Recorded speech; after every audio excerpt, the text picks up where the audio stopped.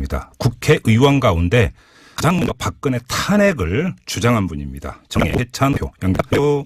여보세요? 예, 안녕하세요. 원내대표님. 안녕하십니까? 제가 지금 원조라고 표현을 했는데 예. 어떻게 마음에 드십니까? 누가 먼저 중요하겠습니다. 하신 게 10월 21일입니다. 그날 좀 떠올려 보면 JTBC에서 이른바 태블릿 PC를 10월 24일 아닙니까? 네. 사흘에 탄핵 그때 어떤 예. 판단이었던 겁니까? 예, 10월 27일 얘기하게 된 것은 예. 그로부터 나흘인가에 네. 청와대 수석 비서실 회의가 있었습니다. 네.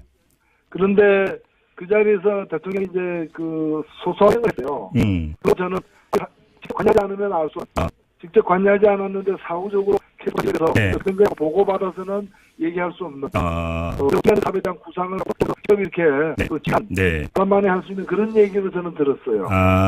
그렇기 그, 때문에 사실 제가 9월 달에 국정감사에서 예.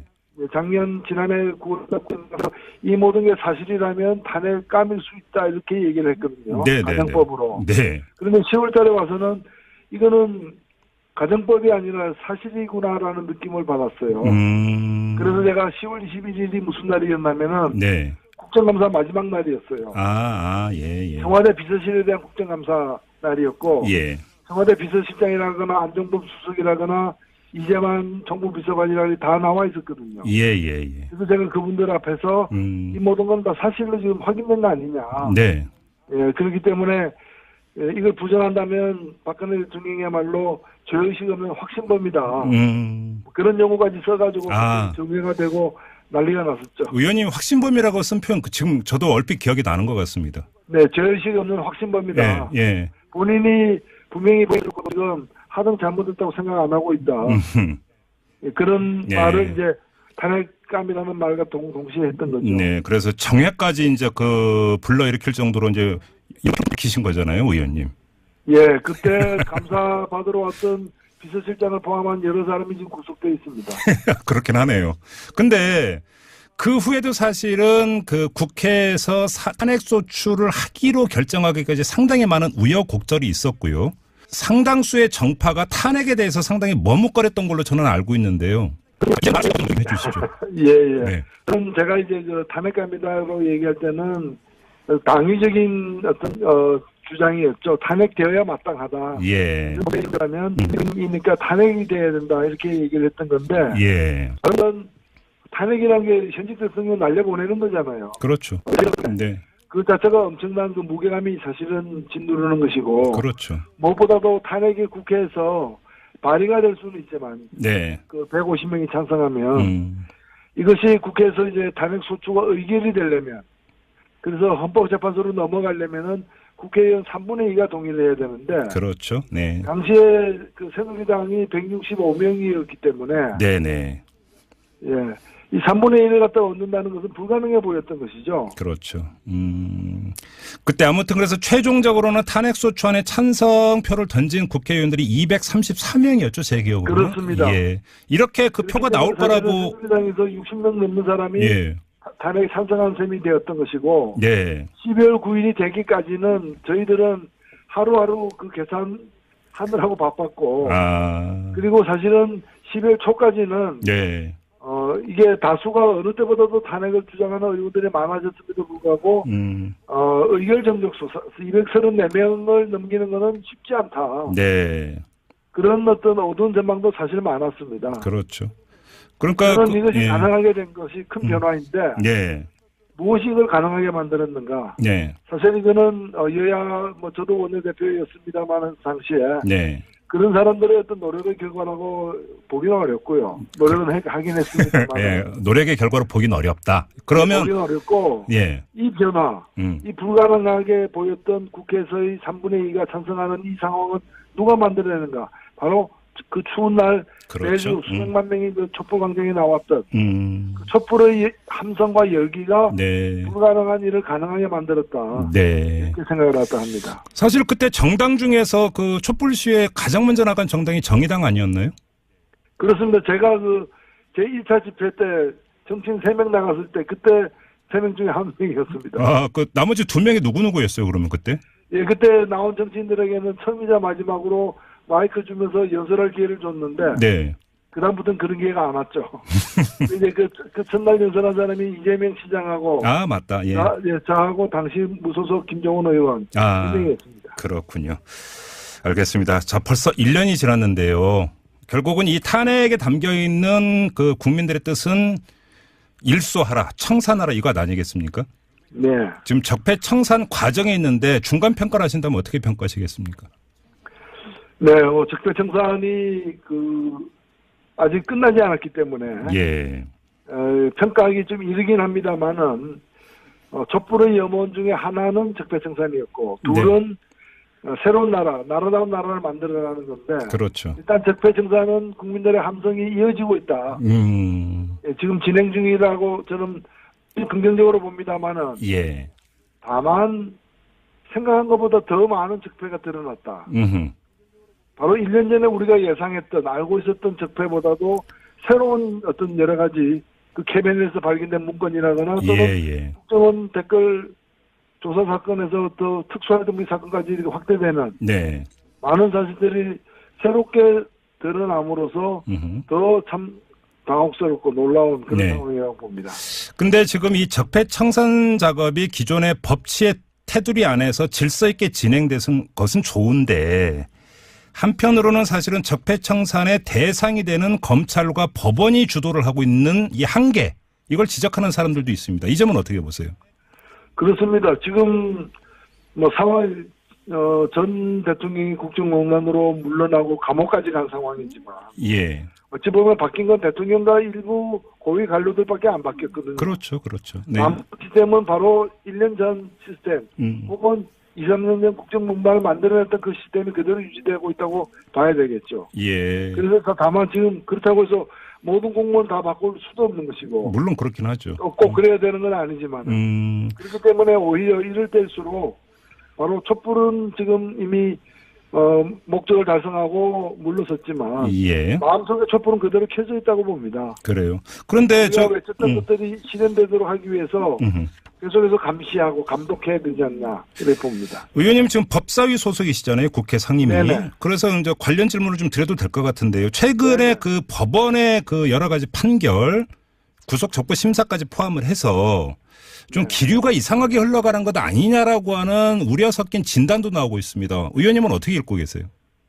저도 그렇게 상당히 우려하고 있는데 이것이 어떤 세력화되어 있거나 그런 것인지는 아직 확실치 않지만 분명한 것은 좀 반시대적인 시대에 역행하는 그런 발상들이 지금 고위직의 어떤 판사들의 어떤 권한 행사를 통해서 실현되고 있다는 점에서 대단히 우려스러운 거죠. 그래요. 그러면 그런 지금 좀 논란이 되고 있는 그 판결의 그 주역인 판사들이 의도적이고 정치적으로 판결을 내리고 있다고 보세요?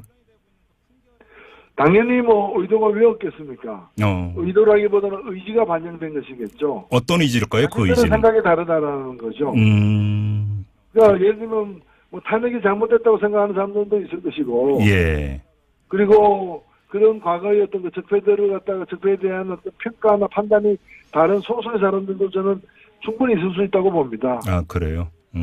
그걸 한 명도 없다고 우리가 장담할 수 없기 때문에 이런 것들이 주요한 판결에 큰 영향을 미치지 않도록 하는 그런 우리 국민들의 어떤 의사 표현 이런 것들이 저는 그래서 의미가 있다고 생각합니다. 알겠습니다. 그리고 또 한 가지는 이제 법사위도 문제인데요. 지금 공수처 설치 법안이라든지 제도 개선을 하기 위해서는 입법을 거쳐야 되고 그러면 법사위를 거쳐야 되는데 오히려 법사위가 지금 바리케이트가 되고 있는 것 아니냐라고는 지적이 있습니다. 이거 방법이 없는 겁니까?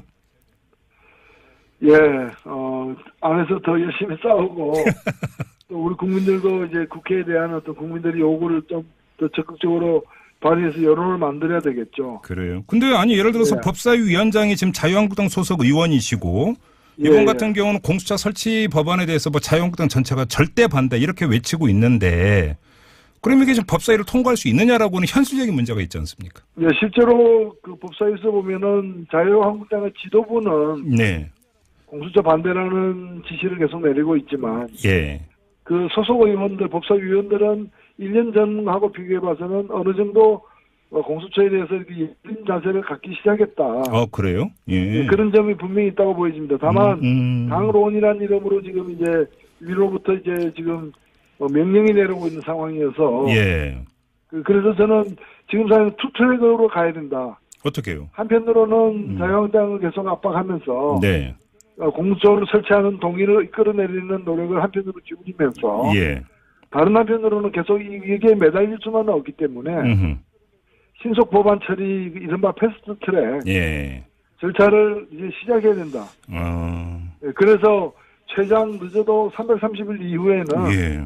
국회 내 다수의 동의하는 그런 의원들의 뜻대로 공수처가 공수법이 실시되도록 해야지. 네. 이걸 그 투트랙을 밟지 않고서 네. 뭐 법사위원장도 내년 하반기에는 바뀌긴 합니다만 지금 현재 법사위 구조 속에서 계속 얘기해봤자 법사위가 하나의 바리케이트가 되어가지고 네네. 이걸 개혁을 저지하는 어떤 그런 구조로 지금 작용을 할 수밖에 없거든요. 그러니까요. 그래서 이걸 극복하기 위해서는 투트랙을 지금부터 밟기 시작해야 된다. 네, 이렇게 생각합니다. 알겠습니다. 마지막으로 짧게 하나만 더 여쭙고 마무리하겠습니다. 어제 저희가 국민의당의 박주현 최고위원하고 인터뷰를 했습니다. 선거구제 개편 문제 때문에 인터뷰를 했는데 자유한국당이 반대를 하면 지금까지 네. 그 정개특위에서는 여야 합의로 이 그 개혁안을 통과시키는 게 관리였기 때문에 선거구제 개편이 무산되는 것 아니냐 이렇게 질문을 드렸더니 꼭 그 합의로 갈 필요가 있느냐 다수결로 갈 수도 있다 이렇게 주장을 했거든요. 의원님은 어떤 입장이세요? 예, 그게 아마 뭐 전례가 없었기 때문에 쉽지 않은 것인데 이것도 마찬가지로 아까 공수처 마찬가지로 예. 다수결로 다수결로 가기 위해서는 패스트 트랙을 밟아야 되거든요. 아 이것도? 예, 예. 그래서 그런 방법도 있고 더 확실하게 하기 위해서는 네. 사실은 이하를 떠나서 국회의원의 일부 어찌 보면 기득권을 고수하려는 그런 분들이 없지 않기 때문에 네네.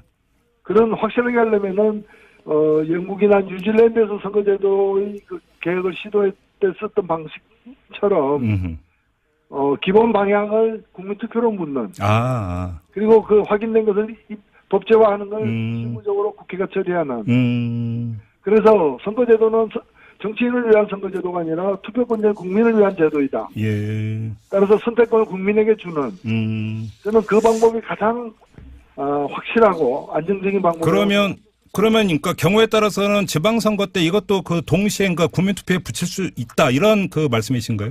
그럼요. 제가 개헌특위에서 계속 추천하고 있는 게 그 내용입니다. 그래요. 예. 알겠습니다. 이 문제는 좀 나중에 따로 시간을 갖고 좀 더 자세히 인터뷰를 한번 하도록 하고요. 오늘 말씀은 여기서 마무리하겠습니다. 고맙습니다, 의원님. 네, 고맙습니다. 네. 지금까지 정의당의 노회찬 원내대표였습니다. 사람이 이재명 시장하고 맞다. 예. 저하고 당시 무소속 김정은 의원 진행했습니다. 그렇군요. 알겠습니다. 자, 벌써 1년이 지났는데요. 결국은 이 탄핵에 담겨 있는 그 국민들의 뜻은 일소하라, 청산하라 이거 아니겠습니까? 네. 지금 적폐청산 과정에 있는데 중간 평가를 하신다면 어떻게 평가하시겠습니까? 네, 적폐청산이 아직 끝나지 않았기 때문에 예.